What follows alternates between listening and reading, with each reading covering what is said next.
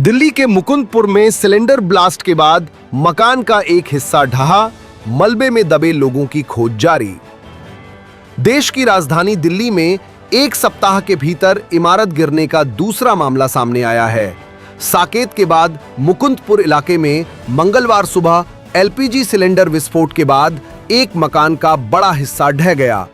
हादसे के बाद इलाके में अफरा तफरी मच गई। सूचना मिलते ही Delhi fire service, Delhi police व अन्य बचाव एजेंसियों की टीमें मौके पर पहुंची। मलबे में दबे लोगों को निकालने के लिए राहत एवं बचाव अभियान शुरू किया गया। शुरुआती रेस्क्यू ऑपरेशन में 3 लोगों को मलबे से बाहर निकाल लिया गया, जबकि एक अन्य व्यक्ति के मलबे में फंसे होने की आशंका के चलते तलाशी अभियान जारी है। आप एमएलए संजीव झा ने कहा कि इस इलाके में काफी समय से अवैध तरीके से सिलेंडर भरने का काम चल रहा था, जिसकी शिकायत कई बार की गई। स्थानीय लोगों ने बताया कि अब भी मलबे के नीचे 50 से ज्यादा सिलेंडर दिख रहे हैं।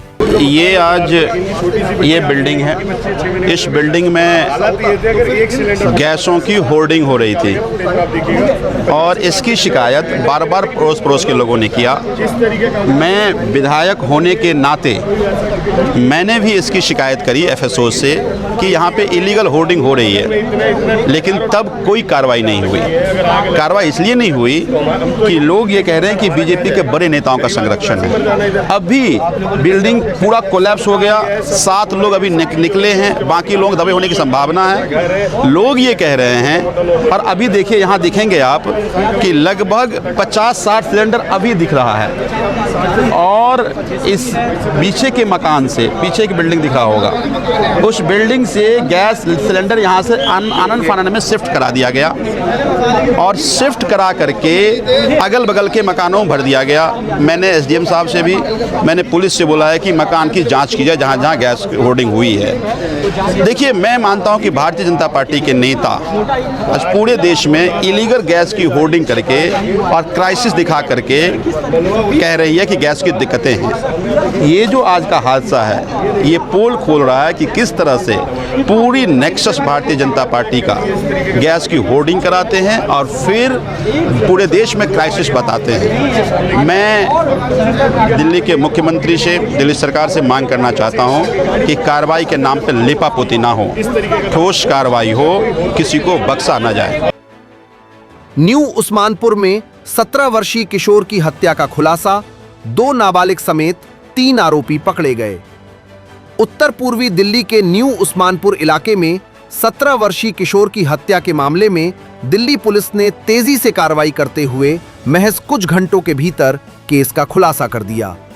पुलिस ने इस सनसनीखेज हत्याकांड में शामिल 2 नाबालिगों समेत 3 आरोपियों को गिरफ्तार और पकड़ लिया है। शुरुआती जांच में सामने आया है कि हत्या पुरानी रंजिश के चलते की गई थी। हत्या की वारदात के बाद पुलिस ने मामले को सुलझाने के लिए कई टीमों का गठन किया। पुलिस ने तकनीकी निगरानी, स्थानीय मुखबिरों और इलाके के सीसीटीवी फुटेज की मदद से जांच को आगे बढ़ाया। जांच के दौरान पुलिस को कुछ अहम सुराग मिले, जिसके आधार पर 2 जून को 3 आरोपियों को पकड़ लिया गया। आरोपियों में 21 वर्षीय निक्की और 2 17 वर्षीय नाबालिग शामिल हैं। पुलिस पूछताछ में आरोपियों ने हत्या में अपनी भूमिका स्वीकार कर ली है। आरोपियों ने बताया कि मृतक के साथ उनका लंबे समय से विवाद चल रहा था।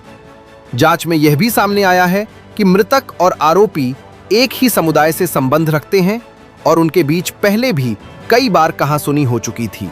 मिलाप सिंह। मिलाप भाई, ये कौन था, इसका नाम क्या है, उसकी उम्र क्या है? से 16 साल का है। 16 साल का है। हाँ। कौन सी क्लास में पढ़ता था ये हाई स्कूल में ओपन कर रहा था। ये कहाँ रहता था?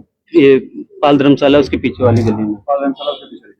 आपको सूचना कब मिली किस तरह की वारदात? अभी हम सब बाजार गए थे, तो ये गया था बाहर कुछ लेके आता हूँ, तो वहां से हम बाजार से आए तो पता चला लड़के गए घर पे, ऐसे से चाकू मार दिया। जहाँ पे ऐसा मिला। आप लोग कहाँ रहते हैं? हम शाहजहानपुर। और इनके पापा का नाम क्या है? शिव रतन। आप लोग यहाँ पास में कहाँ रहते हैं? पाल धर्मशाला उसके पीछे वाली गली में। अच्छा, कोई आपसे गली नंबर 7। कुछ मामला था?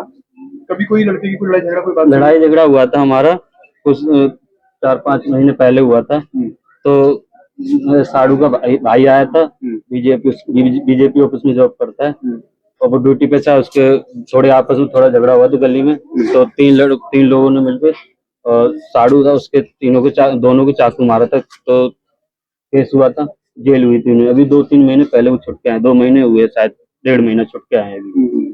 उसके बाद ये हो गया। तो आपको डाउट उन पे है? हाँ अच्छा, जैसा बताया गया कि कुछ लोगों ने यहाँ देखा भी है कि 15 से 16 लड़के थे। हाँ। तो क्या ऐसा है कि जो लड़ाई झगड़ा हुआ उसी हाँ, का ही कारण हो सकता है? उसी वही लड़का था, वो चाकू वगैरह दिखाते रहता था।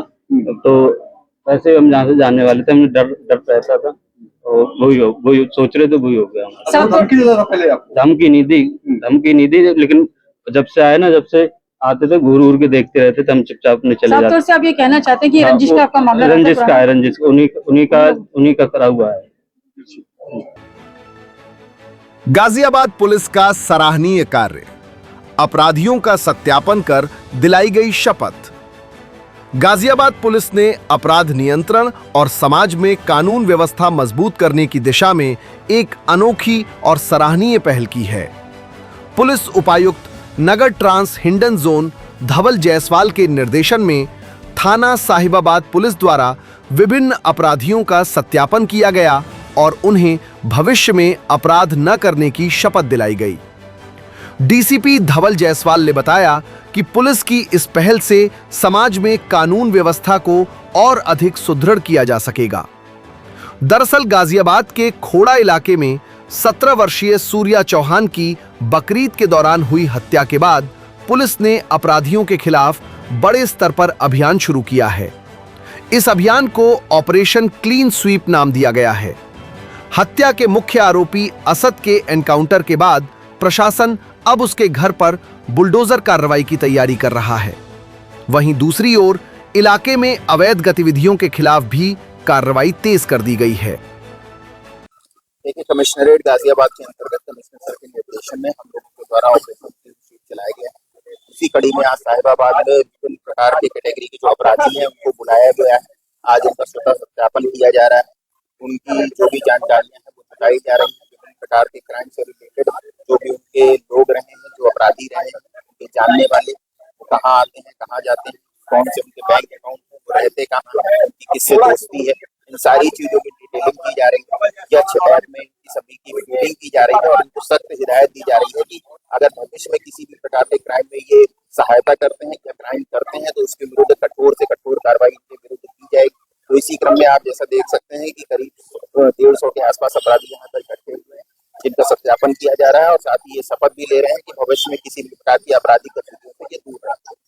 थोड़ा इलाके में जो घटना है उसको लेकर ये पहल की जा रही है, इससे पहले भी चला है? देखिए, इसके पहले भी इस तरह की ड्राइव लगातार चलाई गई थी, लेकिन थोड़ा क्षेत्र में जो घटना हुई उसकी संवेदनशीलता को देख के पूरे गाजियाबाद कमिश्नरेट में इस तरह के अभियान को व्यापक पैमाने पे चलाया गया है कि कोई भी अपराधी जो है उसका सत्यापन कहीं से भी छूट ना जाए। उसके जितने भी लोग हैं, परिचित हैं, संबंधी हैं, उन सभी का सत्यापन हो। ब्यूरो रिपोर्ट, टीम तफ्तीश न्यूज़,